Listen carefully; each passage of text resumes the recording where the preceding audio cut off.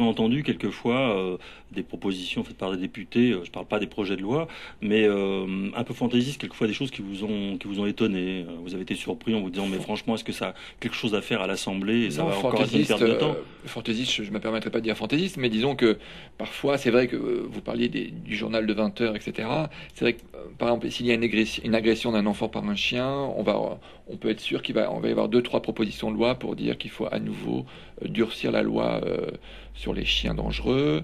Les paroles dans une chanson de C'est rap, pareil pour il les faut... manèges, les manèges, et il peut y avoir des lois sur les manèges, etc. Donc il y a parfois des propositions de loi qui sont très liées à l'actualité du jour ou aux faits divers. Donc, Et est-ce que ça n'est pas très démagogique? ça peut être considéré comme tel, oui. Jean-Luc Warsmann. Alors, pour essayer de lutter contre ces dérives, on a obligé désormais le gouvernement, et tout gouvernement à l'avenir, lorsqu'il propose un nouveau projet de loi, de déposer à l'Assemblée ce qu'on appelle une étude d'impact. Ce sont des feuillets bleus, et si des auditeurs sont intéressés, quand vous avez un projet de loi déposé par le gouvernement, est annexé l'étude d'impact. Qu'est-ce que c'est l'étude C'est d'impact? fait, ça, véritablement? C'est fait. Mais ça a Ça 2 fonctionne. ans. Oui, Ça a oui, 2 ans, c'est tout ça nouveau. fonctionne. Qu'est-ce qu'une étude d'impact? Le gouvernement doit nous dire pourquoi je propose une nouvelle loi. Il doit nous dire quels sont ses objectifs et pourquoi les objectifs qu'il a ne peuvent pas être atteints par des autres moyens qu'une nouvelle loi.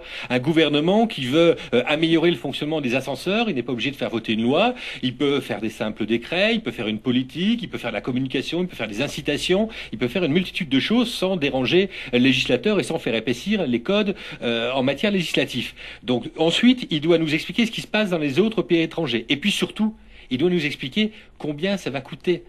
Parce que le problème, ça n'est pas de voter une loi, c'est après d'avoir le nombre de fonctionnaires pour l'appliquer, d'avoir les effectifs, les bras, d'avoir les moyens. Donc tout ça doit être évalué. Et le changement a commencé. On n'est pas au bout, mais ça s'améliore. Et surtout, ça a une conséquence, c'est que lorsqu'on débat maintenant d'un texte, l'opposition ne conteste plus seulement le fondement du texte, mais elle se sert des évaluations du gouvernement en disant, par exemple, vous avez prévu qu'il faut tant de fonctionnaires, ben votre calcul est fantaisiste, moi je vous démontre qu'il en faut plus, où allez-vous les chercher, etc. Et ça, je trouve que c'est un énorme gain, parce que ça amène des débats beaucoup plus réalistes, beaucoup plus pragmatiques. Donc la France évolue dans cette direction-là, et ça va dans le bon sens. C'est très bien pour Moulin. les projets de loi, mais ça